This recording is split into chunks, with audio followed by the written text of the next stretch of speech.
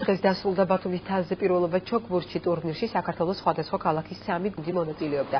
ორგანიზატორების განცხადებით ამ ჩემპიონატით საჩოგბურთო სეზონი გაიხსნა. ტურნირზე გუნდური პირველობა ბათუმელებმა მოიპოვეს. გამარჯვებული სპასიან საჩუქრებთან თასები და სიგნელები გადაეცათ. ბათუმის თასის გათამაშება რამდენიმე წლიანი პაუზის შემდეგ წელს პირველად ჩატარდა. გუნდურ პირველობაში 16 მოზარდი მონაწილეობდა. ჩემპიონატი 5 წლის განმავლობაში ბათუმის საჩოგბურთო კომპლექსზე მიმდინარეობდა. ძალიან კარგი პირველად ჩატარდა. პირველი პიროვნებას მე და შემოგუნდა და მადლობა ორგანიზატორებს და ხელს და ყველას. მე გასაერეს თავის გუნდი ქუთაისის და პირველი თამაში მიქსი. დიდი მადლობა ყველას.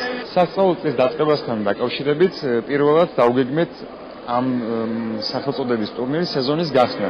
ასევე ყავდა მოწვეული ჩოგბურთელები სხვა ქალაქებიდან, ნორჩი ახალგაზრდები, იყვნენ ჩამოსული ქუთაისიდან და რუსთავიდან.